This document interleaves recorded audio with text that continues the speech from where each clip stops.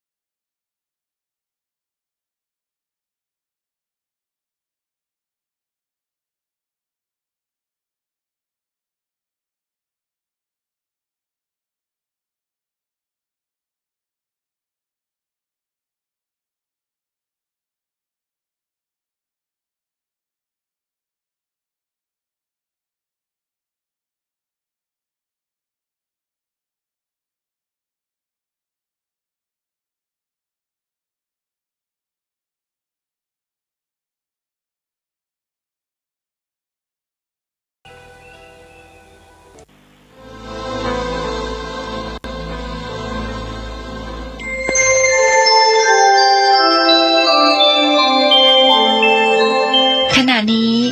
ท่านกำลังฟังสถานีวิทยุกระจายเสียง FM 104.5 เมกะเฮิรตซ์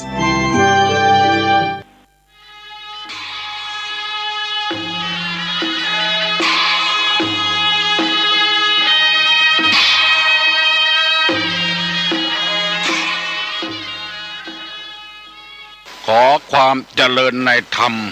และความผาสุกทางใจจงได้มาบังเกิดมีแก่ท่านสาธุชนคนดีผู้เจริญในศีลในธรรมทุกท่านพร้อมกันนี้ขอยกมือ10 นิ้วกราบอาราธนาเอาคุณพระพุทธเจ้าคุณพระธรรมพระสงฆ์คุณพ่อคุณแม่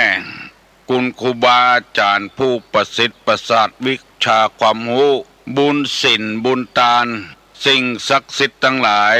อันมีพระสยามเทวาธิราชพระบรมธาตุดอยสุเทพและครูบาเจ้าศรีวิจัยเป็นต้นขอได้โปรดมาอภิบาลปกปักรักษา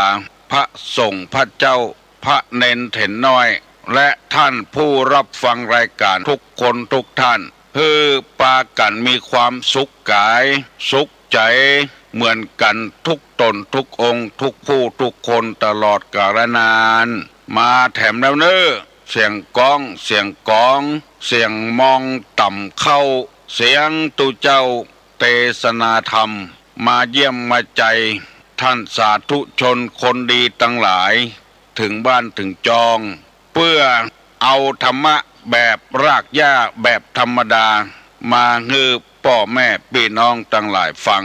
ก่อนที่จะได้ฟังนี้ขอเชิญชวนมวลพุทธบริษัททั้งหลาย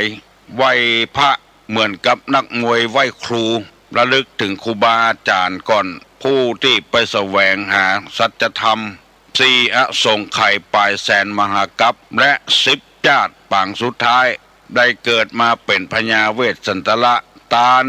เข้าของทรัพย์สมบัติสละบัลลังก์ไปบวชเป็นพระฤาษีตาลเมียตาลลูกบำเพ็ญขนาดนักจนได้ตรัสรู้ไปฟังเบื่อไปฟังนายเนิ่นโบราณคนถึงว่าเสียงก้องเสียงกองเสียงมองต่ำเข้าเสียงตุเจ้าเทศนาธรรมเป็นเสียงที่เป็นสิริมงคลก้องกองดังขึ้นแสดงว่าจะมีการกินการทานละมองต่ำเข้าดังรุบอยู่แสดงว่าเข้ายังเต็มเงียเต็มหลองอยู่บอกการเข้าละตุเจ้าเทศนาธรรมเพื่อให้เป็นคนว่าง่ายสอนง่ายบักกระด้างกระเดืองแล้วอยู่ด้วยกันมีความสุขความกระด้างกระเดืองอยู่ที่ไหนบ่มีความสุขที่นั่นลองสังเกตพอความวุ่นวายในรัฐบาลตึงวันก็เพราะความกระด้างกระเดืองนั่นเองพดออกมาเมื่อใดก็เดือดร้อนกันเมื่ออันโมนี้เป็นต้นก็ตุลงมีสุภาษิตตะวานนำเอากรรมที่ว่าถ้าคนเราคิดอะไรได้ตามปรารถนาในโลกนี้จะไม่มีคนจนได้นำไปเสนอแล้วเพื่อให้คนเฮาในได้วางใจจะไปเปื่อนทุกข์จะไปเปื่อนยากไปเปื่อนทุกข์เปื่อนยากมันถึงประสมปรารถนาได้กุคนที่จะสมปรารถนาได้ก็คือพระอริยะเจ้าต้องการอันใดก็ได้อันนั้นจะว่ามีเงินมีคำคิดอันใดสมปรารถนาก็บ่ได้บ่เหลือนายกมีเงินมีคำหุ้นของเปิ้นขายของเปิ้นก็ยังเดือดร้อนอยู่ฝ่ายค้านกับฝ่ายที่บ่ชอบยังโจมตีอยู่จะวันนี้วันพุธนี้จะประท้วงกันละที่สนามหลวงพุ่นจะมีอย่างเกิดขึ้นก็เพราะการมีเงินมีคำนั่นแหละคนมีเงินมีคำแต่ประท้วงกันเดือดร้อนกันขึ้นคนโหคนรักคนฉลาดคนจบเรียนจบสูงก็คิดอย่างได้ประสมปรารถนาเหมือนกันเพราะฉะนั้นกูอย่างมันย่อมจะได้พ่องบ่ได้พ่องซื้อหวยจะถูกทุกใบก็บ่ได้งวดออกแต่ว่าวันซื้อนี่ก็เดือดร้อนรัฐที่กองสลากประกาศว่ามันมีไปถูกปรากฏว่ามีคนถูกเอาไปเอามาคนที่เก็บโพยหวยนั้นบ่เอาเงินบ่เอาต้นขั้วไปส่งให้เพื่อนหมอที่ถูกก็เลยบ่ได้สกรรมวุ่นวายกันอันเนี้ยขนาดถูกแล้วก็ยังบ่ได้เตื้อมันบ่สมปรารถนาคนเพราะฉะนั้นเฮาต้องทำใจละถ้าคนใดทุกคนคิดอะไรสมปรารถนาในโลกนี้จะไม่มีคนจนอันเนี้ยเป็นสุภาษิตเพิ่นสอนให้เฮาได้พ่องบ่ได้พ่องก็มียิ่งหวยเถื่อนสำหายเตื้อถูกแล้วบ่ได้สกรรมฟ้องก็บ่ได้ผิดถึงคนเก็บผิดคนถึงซื้ออันเนี้ยมันผสมปรารถนาเมื่อผสมปรารถนาเขาก็เล่าหันก่อนต่างขึ้นบนดอยบ่ใช่มีต่างเดียวต้องเลี่ยงกันขึ้นเนี่ยตุลุงนำมาเสนอเพื่อพี่น้องทั้งหลายฟังเจ็บเป็นเย็นอุ่นอย่างไปโรงยาไปนึกว่ามันจะหายกูคนป่วยพลิกมาก็มีหายก็มีมันบ่ใช่สมปรารถนากูอย่างแล้วพระพุทธเจ้าเพิ่นสอนว่าทุกอย่างมันมีความเปลี่ยนแปลงมันเป็นทุกข์อนิจจังทุกขังอนัตตาไงล่ะความเป็นของไม่เที่ยงความเป็นทุกข์ความบ่ใช่ตัวเจ้าตนเพราะฉะนั้นต้องทำใจได้ละลูกมันบ่ใช่ดีกูคนใช่ให้กูคนบางคนก็ดีบางคนก็ให้ก็ต้องสลับเปลี่ยนกันไปให้คนเราทำใจให้คนเรามีความสุขบ่ให้ทุกข์ในสิ่งเหล่านั้นวันนี้มีกรรมแถมกรรมหนึ่งว่าเรื่องราวต่างๆที่เกิดขึ้นในโลกนี้เพราะมนุษย์เป็นผู้สร้างเรื่องราวต่างๆที่เกิดขึ้นในโลกนี้เพราะมนุษย์เป็นผู้สร้างขอว่าแถมกรรมเนอเรื่องราวต่างๆที่เกิดขึ้นในโลกนี้เพราะมนุษย์เป็นผู้สร้างเพราะมนุษย์เป็นผู้สร้างมนุษย์จึงรับเคราะห์รับกรรมสิ่งเหล่านั้นคือหมายความว่าถ้าเฮาบ่สร้างมันก็บ่มีเรื่องอย่างเกิดขึ้นมาถ้าเฮาสร้างมันก็ย่อมจะมีเรื่องเกิดขึ้นมาเอากันง่ายๆว่าถนนมันบ่เคยมีกำเตื้อมันก็มีปัญหาเรื่องการไปกันมาแต่ปัญหาเรื่องถนนนั้นบางทีก็คุกคัก ไปยากมายากเพราะคนมันแปลงขึ้นมามันก็ย่อมรู้ของมันหัวอยู่ในบ้านดีๆไม้ก้นเขาใส่ถ้าเอาบอกแปลงหัวไม้ก็บอกก้นเขาใส่หัวผัวเมียอยู่กับกันเพราะผัวเป็นคนสร้างเอาเมียเพราะเมียเป็นคนสร้างเอาผัวลูกเกิดขึ้นมาแถมเพราะพ่อแม่เป็นคนสร้างลูกเพราะฉะนั้นมันจึงฟัดมันเวี่ยงกันพร่องเป็นธรรมดาใครฮือลูกดีใครฮือลูกบดีอยู่ที่คนเราเป็นคนสร้างขึ้นมาเมื่อเราสร้างขึ้นมาแล้วทุกอย่างเราต้องรับผิดชอบเมื่อบกี่วันนี้ตู้ลุงไปโรงพยาบาลไปได้ยินเพื่อนอู้กันพยาบาลก็อู้คนไข้ก็อู้ว่าอย่างไรตู้ลุงนำมาขึ้นบอกเขาบอกว่าแต่งงานบ่มีลูกเนี่ยเป็นโจกของคนแต่งงานแล้วมีบ่มีลูกเป็นโจกของคนกระจายก็บอกว่าลูกเกิดมานี่ไม่ได้รับดีนอนดีเอาฟังแล้วถ้าเอาว่าเรื่องราวต่างๆที่เกิดขึ้นในโลกนี้เพราะมนุษย์เป็นคนสร้างมันจะบ่นกันมันจะประจมกันเพราะว่ามันเกิดจากเราเป็นคนสร้างมันขึ้นมาเราต้องรับผิดโดยรับชอบโดยกรรมว่ารับผิดชอบเนี่ยมันไม่ใช่กรรมเดียวกันมันมีสองกรรมผิดเขาก็ต้องรับชอบเขาก็ต้องรับลูกเกิดมาใหม่ๆบ่ได้รับบ่ได้นอนเขาต้องเป็นคนรับลูกเกิดมาเราต้องเป็นคนรับผิดโดยละอ่อนใหญ่หน้ากาบานขึ้นมามันดีขึ้นมาเขาก็รับชอบโดยเหมือนกับนายกมีพ่อมีแม่ก็ดีใจโดยที่ลูกเกิดมาเป็นนายกเพิ่นสรรเสริญเพิ่นเยินยอว่าแม่เป็นคนดีลูกเกิดเป็นนายกลูกเกิดมาเป็นรัฐมนตรีพ่อแม่ก็ดีใจโดยอันนี้เขาฮ้องว่ารับชอบเมื่อลูกบดีพ่อแม่ปฏิเสธบ่ได้จำเป็นต้องบดีด้วยกันต้องรับผิดชอบด้วยกันเพราะเขาเป็นคนสร้างขึ้นมาของใจไม้สอยกูยังเมื่อมนุษย์มันสร้างขึ้นมาแล้วความแตกความสลายย่อมบังเกิดขึ้นแน่นอนมันมีวิธีเดียวถ้าเขาบ่ใครรับผิดรับชอบกับลูกก็บ่ต้องแต่งงานบ่ต้องเอาผัวบ่ต้องเอาเมียอันนี้แน่นอนได้อยู่ดีกินดีกรณีที่แต่คืนนี้ก็ได้ยินข่าวลงลูกเกิดขึ้นมาเอาไปจ้งไว้ในห้องน้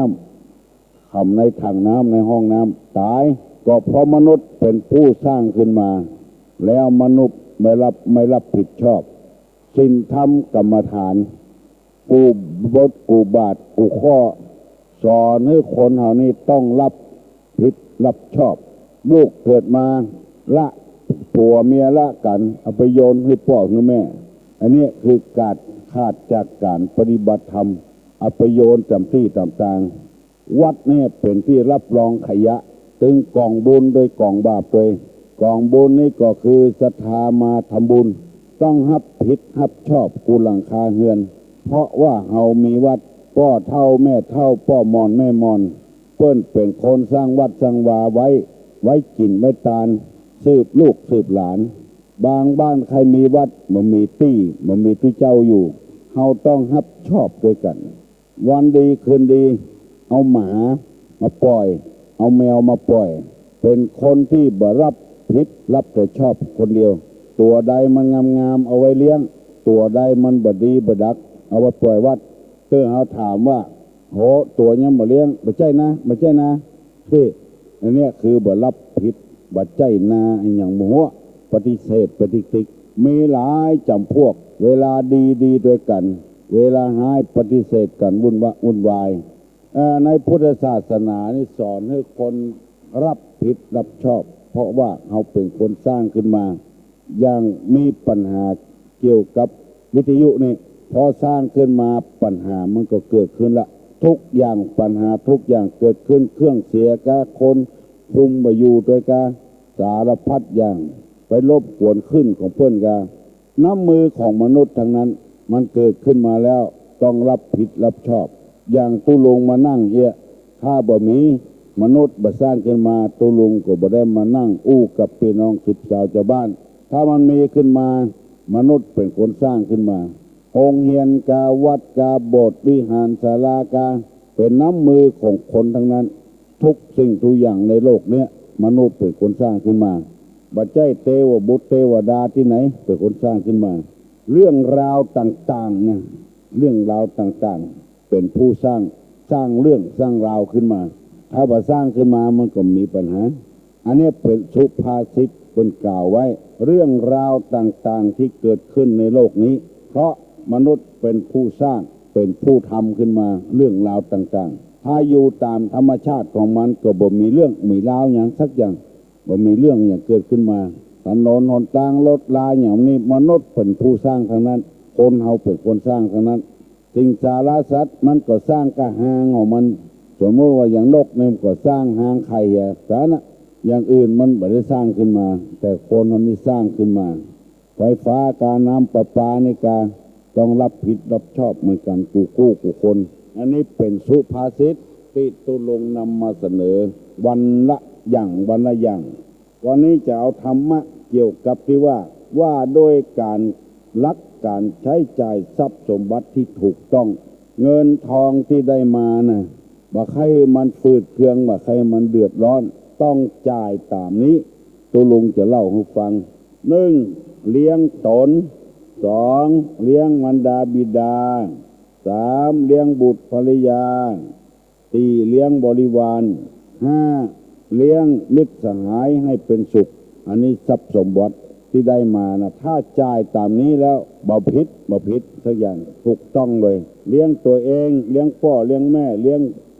งลูกเลี้ยงเมียเลี้ยงลูกเลี้ยงผัวเลี้ยงบริวารเลี้ยงมิตรสหายอันนี้จ่ายที่ถูกต้อง2ใช้ป้องกันภัยธรรมชาติและอันตรายจากบุคคลต่างๆอันนี้จ่ายให้ถูกต้อง3ใช้ทำพี5คือยาติพีอติพีบุพเพตพีราชพีเทวตพีเทวตาพีอันนี้คือหมายความว่าพลีนี่คืออุทิศญาติพีฮือพี่ฮือน้องช่วยเหลือพี่น้องวงศาคณาญาติบุพเพตพีคือทำบุญไปฮือพ่อฮือแม่ครูบาอาจารย์ราชพีคือว่าเสียภาษีอากรคือแก่บ้านแก่เมืองราชพีเทวตาพีอุทิศคือเทวบุตรเทวดาพระอินทร์พระพรหมพญายมมาราชคุณนาคน้ำมาสวดแม่พระธรณีเจ้าที่32ตนจำบุญตนจำบาปตนจำน้ำอยากไม่ตันโมตันตุจุมาปิญญปัฏฐานุโมทนาอันนี้จ่ายที่ถูกต้องแล้วก็ข้อที่4ใช้บำเพ็ญทักษิณาทานในสมณพราหมณ์ผู้มีศีลบริสุทธิ์คือถวายให้แก่สมณชีพราหมณ์หมายถึงผู้เจ้าพระเนรผู้บริสุทธิ์ผู้มีศีลบริสุทธิ์ทำกรรมอันนี้ถูกต้องการใช้จ่ายอาหารจ่ายการใช้จ่ายทรัพย์สมบัติถ้าเหลือไปกว่านั้นมันผิดไปแล้วเช่นเอาไปเล่นการพนันเอาไปดื่มสุรายาเมาโมนี้จ่ายที่ผิดเอาไปลงทุนค้ายาพิษค้าของที่ทำลายระเบิดกาลูกปืนกายาพิษต่างๆยาบ้าต่างๆโมนี้จ่ายผิดคนใดมีเงินมีทองมีทรัพย์สมบัติถ้าจ่ายอย่าง4อย่างนี้จะบ่ทุกข์จะบ่จนจะบ่เดือดร้อนวุ่นวายคือแบ่งให้มันเหมาะเป็นสัดเป็นส่วนบ่ใช่ว่าทุ่มเทให้หมด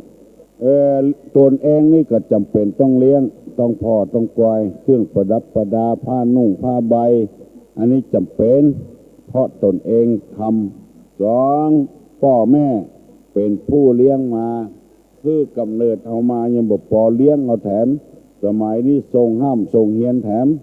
การที่ได้ทำงานดีได้มีเงินเดือนบัดเดียวนี้หาได้ยากคนที่คิดถึงพ่อถึงแม่เอาตั้งหน้าเป็นไปพอมีเงินมาน้อยเอาดาวรถกาดาวตู้เย็นกาดาวเครื่องใช้ไม้สอยกาบ่คิดถึงหาพ่อหาแม่ว่าที่เฮาได้ทำงานมานี่เพราะไผมีจักหลายรายที่ตังวัดได้ส่งไปเพราะว่าเมื่อหนุ่มเมื่อน้อยทุกข์ยากลำบากลำบนพ พ่อแม่เอามาฝากไว้พยายามส่งเขาถึงไปเจ้ลูกเจ้หลานก็ตามพอได้เงินได้ทองพองได้งานทำมาละลืมเหี่ยแล้วลืมวัดลืมวาลืมสถานที่เพราะฉะนั้นเพิ่นจึงบอกคือว่าเลี้ยงบิดาเลี้ยงมารดาเลี้ยงบิดาอย่าไปลืมสิ่งเหล่านี้พอมีเงินมาสักวันสองวันซื้อรถมาทุกเจ้าเจิมทั้งที่ทุกเจ้าเป็นคนส่งขอเข้าเฮียนและมีงานทำได้แล้วก็ลืมวัดลืมวาลืมสถานที่ช่วยทำงานก็มีลืมไปหมดอันเนี้ยมันบ่ถูกต้องเพื่อนว่าถ้าถูกต้องก็ควรจะเลี้ยงพ่อเลี้ยงแม่เลี้ยงครูบาเลี้ยงภรรยาเลี้ยงบุตรเพราะว่าเราแต่งงานถ้าเป็นพ่อชายก็เลี้ยงไม่ยิงก็เลี้ยงพ่อชายแล้วเกิดลูกเกิดมาก็จำเป็นต้องเลี้ยงอย่าเอาไปทุ่มเทให้คนอื่นฝากคนอื่นบางเตื้อก็ปิดทองหลังพระลูกได้ห้ามได้เงียนเพราะคนอื่นพยายามปกปิดเหมือนให้ลูกได้รู้ว่าคนอื่นเป็นคนส่งคิดว่าตัวเองพ่อแม่เป็นคนส่งก็มีพยายามปกปิดตลอดเวลาเหมือนให้ลูกให้หลานได้รู้นี่ก็มีหลายอย่างเพราะฉะนั้นเฮาเกิดมาแล้วเฮาต้องรับผิดรับชอบโดยเลี้ยงบริวารหมายถึงว่าคนทำงานในบ้านของเฮาจำเป็นต้องเลี้ยงต้องพ่อต้องควายและเลี้ยงมิตรสหายให้ให้เป็นสุขแต่นั้นมิตรสหายนี่ก็จัดสำคัญเพราะว่าได้คบหาสมาคมกับกันแล้วก็ใช้ป้องกันภัยธรรมชาติและอันตรายจากบุคคลต่างๆคือหมายความว่าภัยธรรมชาติอันตรายจากบุคคลต่างๆจำเป็นจะต้องใช้เงินใช้ทองที่ถูกต้องมันจะเกิดขึ้นกับตัวเราแล้วก็ทำบุญอุทิศคือญาติคือพ่อคือแม่คือพี่คือน้องบุพเปตพีราชพีเนี่ยถนนต้นแปลงคือรถใจรถเดินถนนบดีก็ด่าเพิ่นเวลาจะเสียภาษีการรถเดือดตะเมาะบนตะเมาะอันนี้คือคนเราบอกเข้าใจมันจำเป็นจะต้องฮื้อบ่ได้เพราะเอาใจของเพิ่น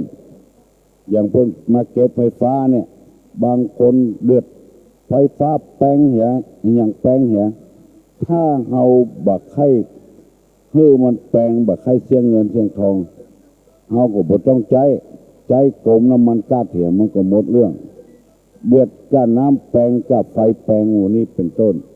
เพิ่นให้ความสะดวกกับเฮากูอย่างแล้วเฮาถึงเวลาเฮาจะจ่ายเงินไปเดือดไปบนบ่ให้ความสะดวกกับเพิ่นหลายคนแล้วมาส่อที่วัดไปเก็บค่าไฟฟ้ามาเดี๋ยวนี้เพิ่นบ่ให้เก็บละเพราะว่าคนด่าคนให้ไปเสียคนเดียวคนใดมันไปเสียเพื่อก็ตัดหม้อเนี่ยแล้วเช่นเดียวจัดที่เขาบ่มาเก็บเงินบ้านก็เพราะเนี้ยเพราะคนหมู่เนี้ยบ่มีราชพลีไปเดือดให้คนมาเก็บสตางค์คนเก็บสตางค์กับไฟนี้เขาบ่ฮู้เรื่องหยังคนใจเขามาเก็บเขาก็มาเก็บบ่เดี๋ยวนี้บ่ฮือเก็บละเพราะมันโดนด่ากับคนบ่มีราชพลีนี่ที่ดินภาษีที่ดินก็จำเป็นต้องเสียให้รัฐบาลเพราะเพิ่นควบคุมเกิดจากคนบ่มีศีลมีธรรมเนี่ยแต่ก่อนนี้บ่มีให้นาสาโทนี่บ่มีสค1บ่มีนส3บ่มีโฉนดเอาดอกเอื้อมหมายนาเนี่ยเป็นเขตเป็นแดนนาไผ่นามันถึงมีโรดดอกเอื้องหมายนาสารตะแหลวเขาใส่อย่างก็แสดงว่านาไผ่นามันมาเดี๋ยวนี้ต้องมีสค1มีนส3นส3เอาไปการันตีเอาไปนี่อย่างก็ไม่ได้ต้องเอาโฉนดทำก่อนหมู่เนี้ยมันเกี่ยวกับคนที่ขาดศีลขาดธรรมเนี่ยในสมัยโบราณนี่เปิ้นนาไผ่นามันเอาดอกเอื้องหมายไว้เหี้ยและเทวตาพีอุทิศคือเทวบุตรเทวดาไผเป็นเทวบุตรเทวดาก็ไปมีไผก็มีพ่อมีแม่บุคคลผู้ที่ทำประโยชน์ให้แก่สังคมมีหิริมีโอตตัปปะมีความอายความกลัวต่อบาปบักกล้าทำบาปถึงที่แจ้งที่รับหลังอันนั้นก็เป็นเทวดาวันนี้ได้นำมาเสนอให้พี่น้องทั้งหลายได้รับทราบว่า ถ้าจ่ายเงินตามนี้แล้วเป็นกุศลเป็นบุญของไผ่ของมันแล้วใช้บำเพ็ญทักษิณาทานในสมณพราหมณ์ผู้มีศีลบริสุทธิ์อันนี้คือจ่ายเงินจ่ายทองที่ถูกต้องตุลุงได้นำเอาธรรมะในทางพระพุทธศาสนามาเสนอให้พี่น้องวงศาคณาญาติปู่ป้านาอาศรัทธานาบุญทั้งหลายหลายอย่างด้วยกันเพื่อเอาได้อยู่อย่างธรรมชาติว่าเรื่องราวต่างๆในโลกนี้มนุษย์เป็นคนแปลงขึ้นมาเป็นคนสร้างขึ้นมาเมื่อแปลงขึ้นมาเมื่อสร้างขึ้นมาแล้วมนุษย์จะต้องเป็นคนรับผิดรับชอบขี้ค้านบักให้รับผิดรับชอบก็อยู่อย่างธรรมชาติอยู่อย่างธรรมดาไม่ต้องแปลงต้องไปขึ้นมาเหมือนกับนกเนี่ยอยู่อย่างธรรมชาติของมันแปลงหางมันไข่แล้วมันเกิดแล้วมันก็ไปที่อื่นแถมไปแปลงที่อื่นแถมน้อยเดียวบรรนักบรรณาปาปานตะแดงช่วยกันรับผิดชอบเพราะเป็นน้ำมือของมนุษย์น้ำมือของเฮากำพืชของเฮาช่วยกันอยู่บ้านใดก็ช่วยกันได้ฟังธรรมะแล้วใจเย็นลงไปมีความสุขใจก่อนที่เฮาบ่ได้ฟังธรรมะเฮาคิดว่าอันยังก็เป็นของเฮาหมดให้เหมือนตกเหมือนใจหมดพอได้ยินธรรมะกูเจ้าจากพระสงฆ์พระเจ้าเพิ่นประกาศทางวิทยุตลอดถึงเมื่อคืนหุ้งใจเย็นลงไปมีความสุขลงไปเขาคิดว่าโลกนี้เป็นของเฮา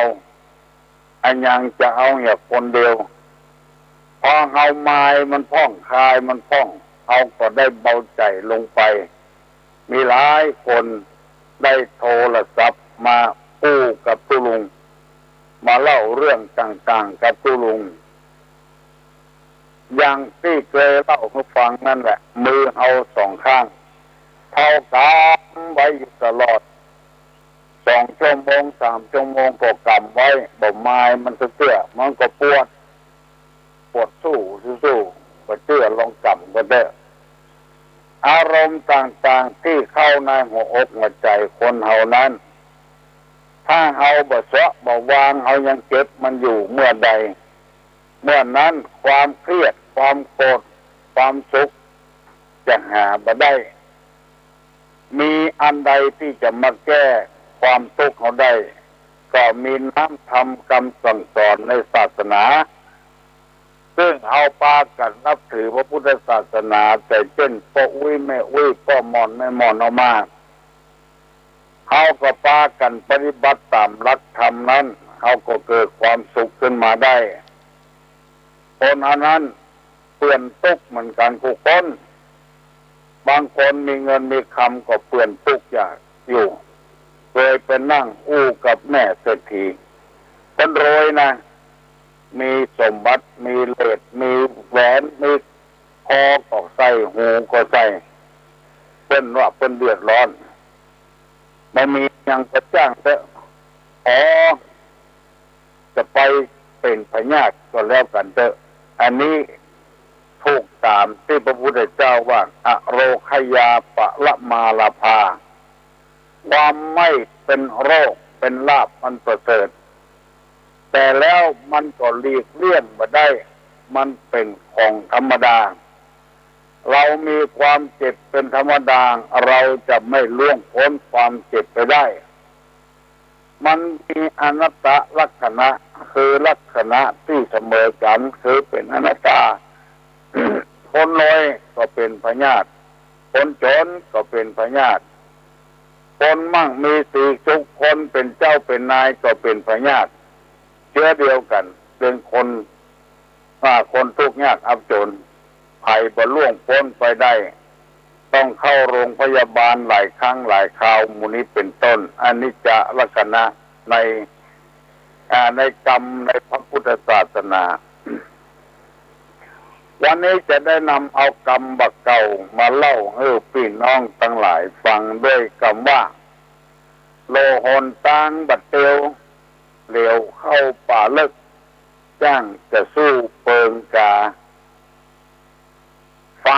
ดีๆเนอะ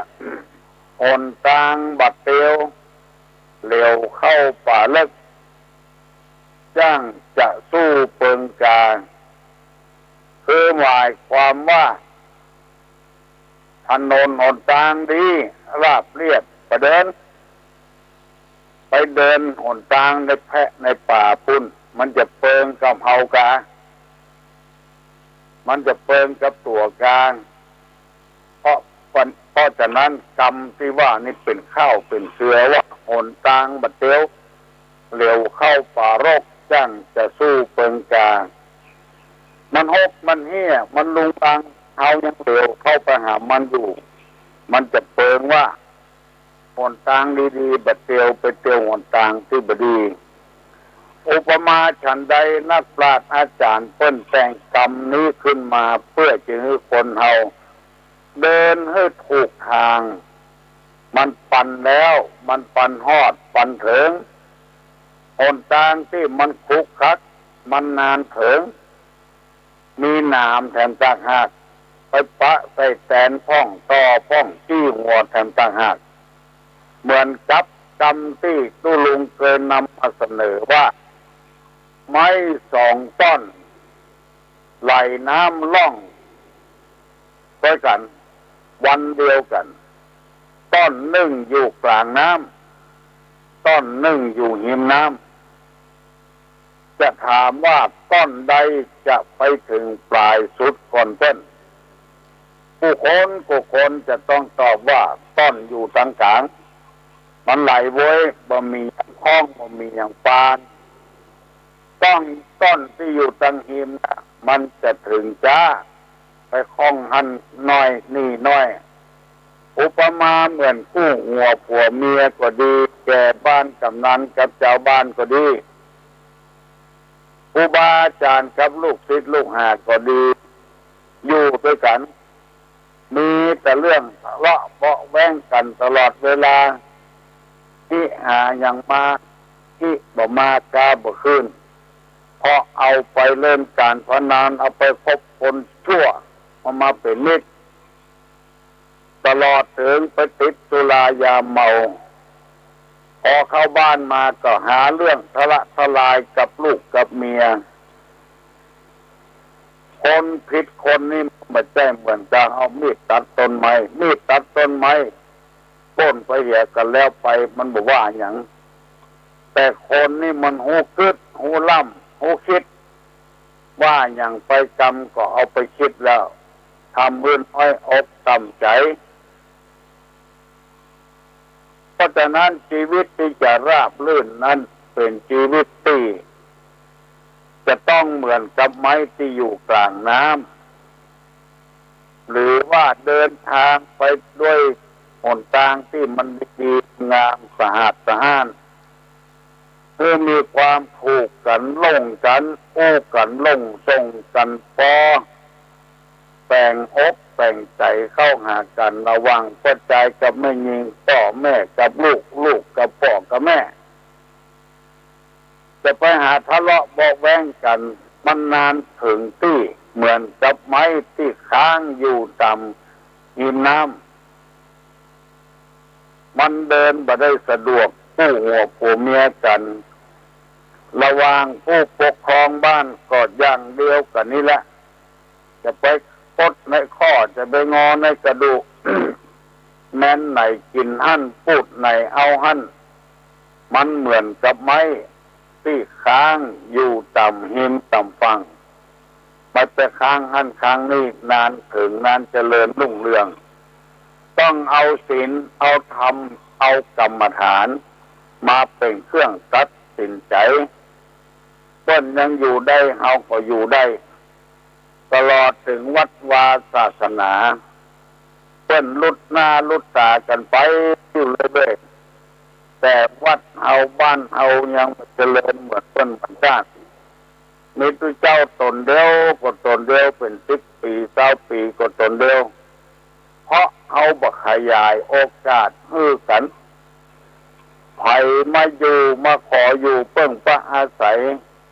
คนที่มาอยู่ก็เช่นเดียวกันไปขัดข้องมองใจกับคนให้อยู่ อยู่กันไปอยู่กันมาแตกบ้านแตกสลายขาดหันหลายวัดหลายวาแล้วเพราะว่าตัวเองบอกพัฒนาเหมือนกับไม้อยู่ตังหิมน้ำห้องนั้นห้องนี้ห้องนั้นห้องนี้ในที่สุดมาก็เลยอับปรางเลยบ่ถึงฟังถึงหิมตกรรมท่านทั้งหลายถ้าจะดำเนินชีวิตตามธรรมชาตินี้ก็ให้ดำเนินตามธรรมเพราะว่าธรรมะก็คือธรรมชาติมันเป็นอย่างไรก็เป็นอย่างนั้นเก้าเงามันเป็นสีดำลูกมันก็สีดำตัวพ่อตัวแม่เก้าเงาเป็นสีแดงก็สีแดงตัวพ่อตัวแม่มันเหมือนกับการปลูกยางเพราะฉะนั้นต้องเพาะพันธุ์ตัวเก่าให้มันดีมันซื่อสัตย์สุจริตต่อกันอันนี้เป็นกรรมเก่าที่นำมาเสนอว่าหนทางบาดเตียวเร็วเข้าป่าลึกย่างจะสู้เปิงกานั้นเหมาะสมกันไหมถนนดีไม่เดินแล้วไปเดินถนนที่ขรุขระมีหินมีแร่มีหนามมีศัตรูอีกนอกนั้นต่างหากพยายามเตลหนทางที่มันซื่อๆจะค้าขายไร้ล่องกับลูกค้าก็พยายามจะไปกดไปปงเอาเวเข้าไปบางคนนี่บัดเตียวหนทางไปเตียวเข้าป่าบุญพอได้ท่าได้จังหวะเอาเลยกินมันบ่เมินที่กรรมโบราณว่าซื้อกินไม่หมดคดกินครั้งเดียวขอฝากธรรมะไว้ข้อนี้เสนอให้พี่น้องทั้งหลายได้รับทราบต่อมาจะปิกมาหากรรมที่เคยเล่ากันถึงวันว่าเขาเป็นป้องเฮือนเป็นแม่เฮือนเป็นแก่บ้านจะเป็นแม่ยิงก็ได้ปดใจก็ได้ใครเป็นก็ได้สิ่งเหล่านี้ถ้ามีคุณงามความดีเห็นน้อยแต่ว่าจะเป็นเมินก่อกุ้มเมินก่อเป็นได้นานก่ออันนี้เป็นเรื่องที่สำคัญมากอาจจะเป็นได้นานมาได้นานนั้นอยู่ที่ตัวภัยตัวมันจะต้องมีคุณธรรมคนที่ขับรถขึ้นล่องถึงวันจะต้องมีคุณธรรมถ้าใจหินใจสั้นเอาใจตัวเองว่าสะทกแต่ยานมันเข้าเจ้าของรถก็บอกเอาละเพราะว่าตัวของเพิ่นเสียไปสะทกแต่ยานของเพิ่นให้มันรู้เวยเสียเวยอันนี้เป็นข้อคิดเพราะฉะนั้นคนเราจะเป็นอะไรก็ได้แต่อย่าไปลืมว่าต้องมีคุณธรรมประจำจิตประจำใจเขาเป็นพ่อเฮือนแม่เฮือนเป็นพ่อบ้านแม่บ้านเป็นแก่เป็นเพื่อนเป็นหัวหน้าคนจะต้องมีคุณธรรมประจำไว้ดังที่ตุลุงเคยนำมาเสนอพี่น้องทั้งหลายได้ฟังตอนนี้ไปจะได้อธิบายหัวข้อธรรมต่างๆให้ท่านทั้งหลายได้ฟังคนที่เป็นหัวหน้าคนนี้จะต้องมีสังฆะวัตถุสี่หนึ่งมีการตานสองปิยวาจาผู้จาหรือมีสาระมีประโยชน์สามอัตถจริยาบำเพ็ญตนเองให้เป็นประโยชน์แก่พี่น้องสิบชาวบ้านสี่สมานัตตามีความประพฤติตัวสม่ำเสมอต้นเสมอปลายสองมีพรหมิหารทั้งสี่เมตตากรุณามุทิตาอุเบกขามีไม่ออกหลายคนโทรมาบอกตุลุงว่าแต่ก่อนนี้บ่เข้าใจแต่ว่าเมตตาคือไอ้หยังกรุณาคือไอ้หยังอุเบกขาคือไอ้หยังบัดเดี๋ยวนี้มีความรู้แน่นแฟ้นยิ่งขึ้นแล้วดีมากขอบคุณตัวข้อที่สามว่าทันตารู้จักปรับปรุงตัวเข้ากับหมู่บ้านประพฤติตนให้ เท่ากับพี่น้องสิบชาวบ้านเฮาอยู่คนเดียวในโลกนี้บ่ได้จะต้องอาศัยคนอื่นสมมติว่าเอาง่ายๆเอาในโลกเนี้ยเพิ่นตายไปอย่างหมดละทองละเข้าไว้ได้ละทองห้างล้านทองไว้ทองคำจะเป็นกกเป็นกำเขาดูตั้งกินดูตั้งใจเขาอยู่คนเดียวเขานะบ่มีไผนะในหัวในเวียงเพิ่นตายกันเรียนมดบ้านนอกคอกนาสุดเจ้นหูเจ้นตาเพิ่นตายเรียนมดเหลือก็เขาคนเดียวลองคิดพอหรอมีก้าดำไหมบ่มีสายนี่มีก้าหอกก้าเฮือนเขาจะไปอยู่อย่างใดกินอย่างใดเพราะฉะนั้นต้องนึกเสมอว่าคนเขาต้องอาศัยคนอื่นเขาเป็นหมอถ้าบ่มีคนเป็นพยาธิเขาก็บ่ได้เนี่ยการเขาขายของถ้าบ่มีคนซื้อเขาก็บ่ได้เนี่ยการเป็นครูบาอาจารย์บ่มีนักเรียนผู้สอนก็อยู่บ่ได้เป็นมีวัดมีวาอยู่เป็นผู้เจ้าบ่มีศรัทธาก็อยู่บ่ได้มีศรัทธาบ่มีวัดบ่มีผู้เจ้าก็บ่ม่วนเพราะฉะนั้นมันได้เชิงกันกองอยู่ติ้งกองอยู่ติ้งสวาอยู่ติ้งบรถพดปกปกมองอยู่ติ้งตีอย่างใดมันก็บ่ดังถ้าเอามาเปาะกันเข้ากันกองปุ้ยกองโยงบรถพดกองตึงนงตึงถงสวาแถมอันหนึ่งสวาตึงนงตึงตกถงมันแห่กันไปได้คนเขาจะไปคิดว่าอยู่คนเดียวได้ต้องอาศัยคนอื่นเมื่ออาศัยคนอื่นต้องปรับปรุงตัวเองครับกับชาวบ้านและนอกไปจากนั้นข้อที่สี่ตุลงทำมาเสนอตึงวันว่าคนเราอยู่กับกันนี่คือเว้นอคติสี่อย่างเว้นจากการอคติสี่ฉันทาคติโทสาคติโมหะคติอัพยาคติพยาคติอันนี้เป็นภาษาบาลีได้อธิบายเมื่อตะวานี้ว่าฉันทาคติรำเอียงเพราะฮักกันฮักบัดเต้ากันอันเนี้ยมันเป็นเหตุให้สังคมเฮาชุมชนเฮามันแตกมันแยกกันฮักบัดเต้ากันเวลามีการมีงานอะไรอย่างฮื้อของบัดเต้าเดียวกันมันแข็งใจเอาฮื้อไปแล้วเหมือนกับบ่ฮื้อเอาคำฮื้อกองเต็มหัวก็จ้างเอาฮื้อคนอื่นนักฮื้อตัวน้อยเหมือนกับบ่ฮื้อไปเหตุเลยเพราะคนที่ได้ฮับนั้นจะได้ฮับ2 บาทเหมือนกันหมดตัวได้ฮับบาทเดียวเนี่ยเงินบาทเดียวเลยบ่มีกล้ามีศีลไปเกิดอาฆาตแค้นแถมต่างหากว่าคนเหมือนกันเป็นจะได้บ่ฮื้อเต้าเดียวกันทำงานกันเดียวกันบ่เต้าเดียวกัน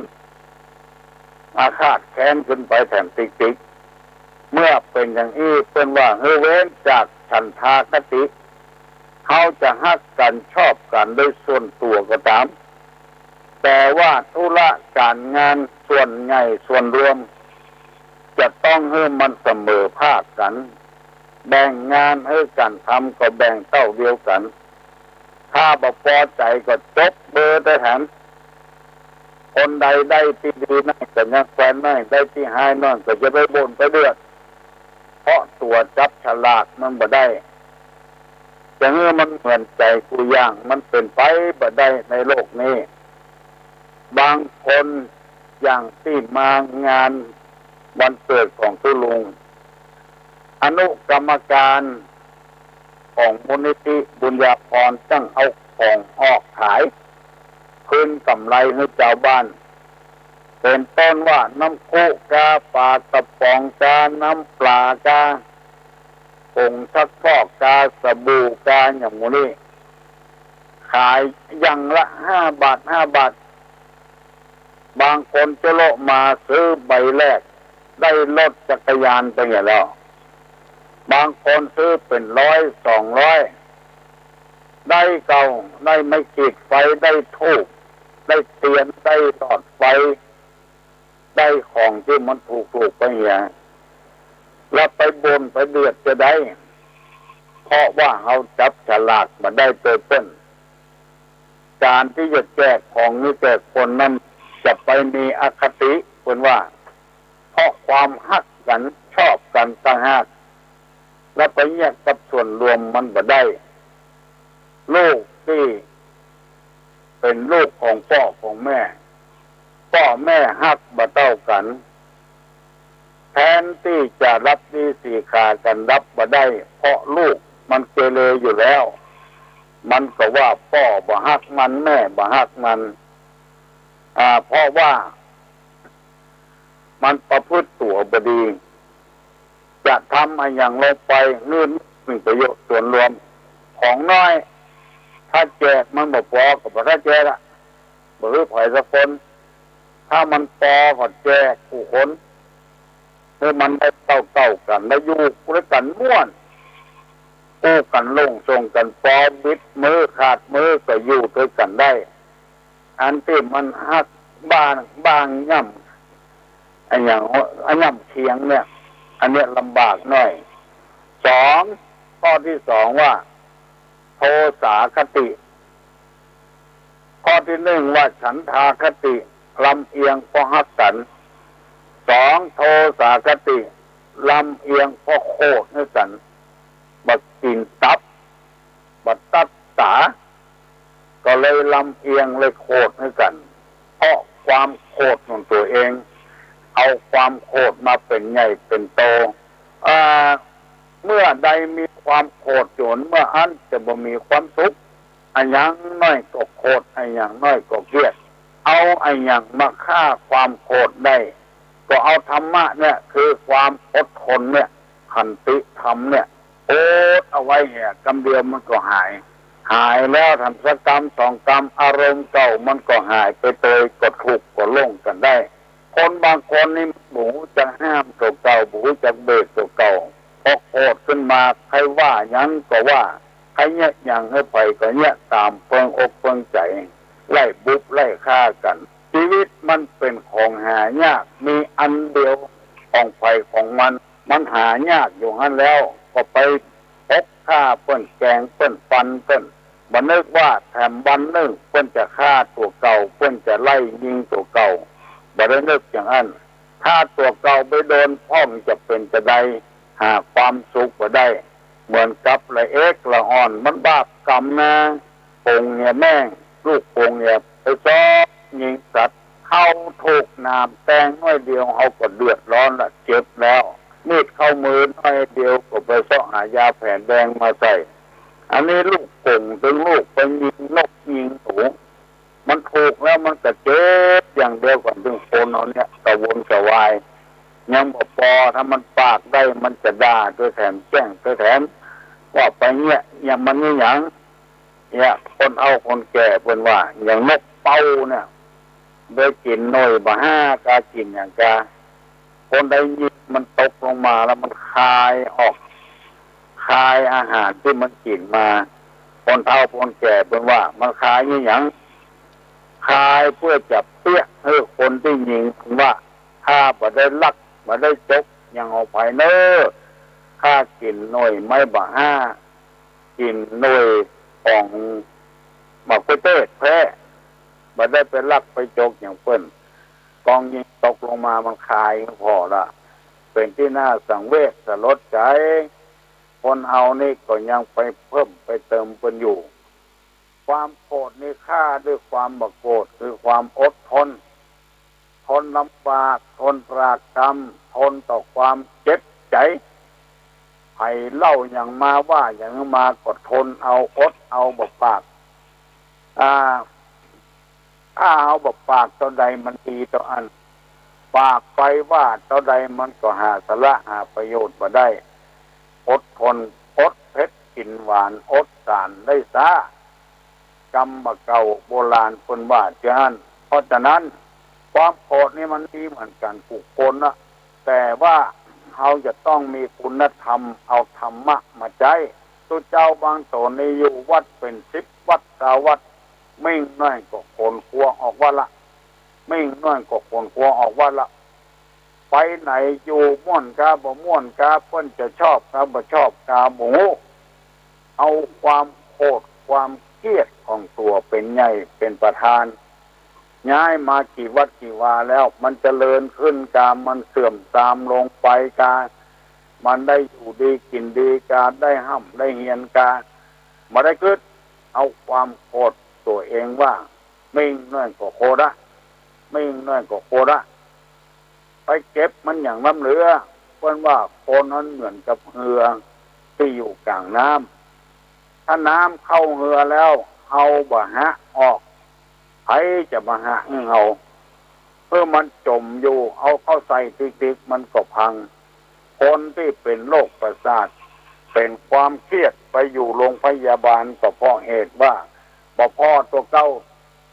มองตัวเก่าเอาความโกรธความเครียดเป็นพระเหมาะพระหมานโกรธหรือแม่ด่าแม่โกรธหรือพ่อด่าพ่อคนอื่นมองเอาแล้วมองในทางลบไม่ใช่มองในทางบวกไม่ใช่มีไผ่อวดไผ่อ้างว่าด่าพ่อด่าแม่นี่ดีจะเจริญรุ่งเรืองมีไผ่ว่าไปถามละอ่อนก็ว่าบดีถามคนใหญ่ก็ว่าบดีโกรธผัวโกรธเมียมาปากง้อคอจ้ำกันมันไปดีจะได้อย่างตุลุงเคยว่าลูกเต้าพิษหัวกัน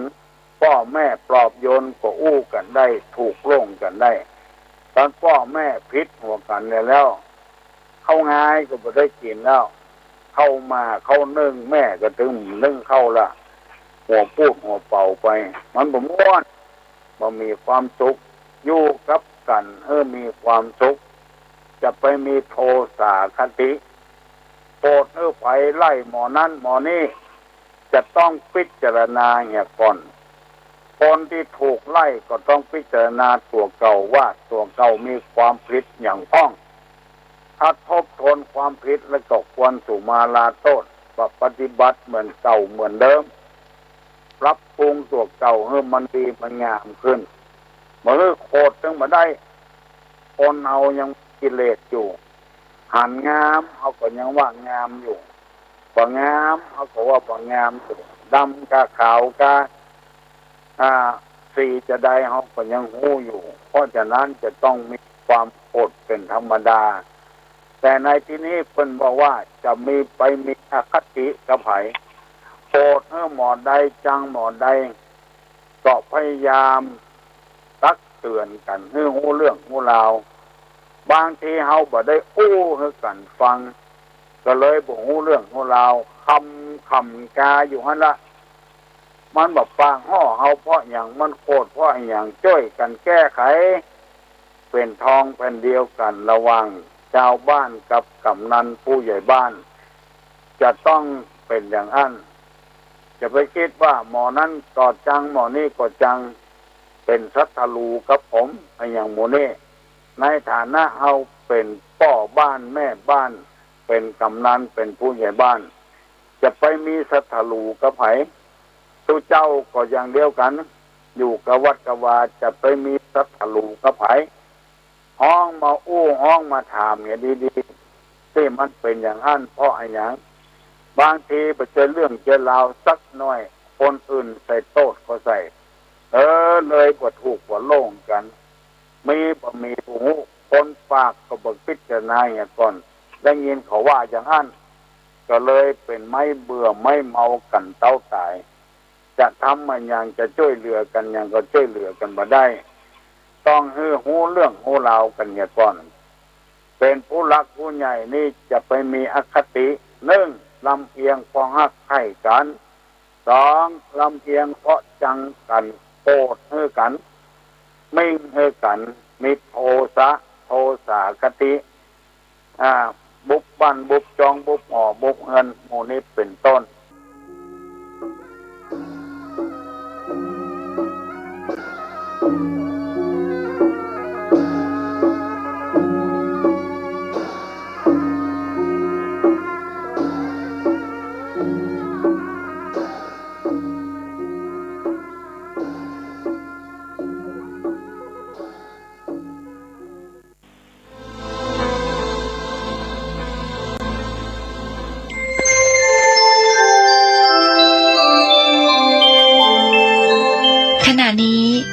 านกำลังฟังสถานีวิทยุกระจายเสียงพระพุทธศาสนา FM 104.5 เมกะเฮิรตซ์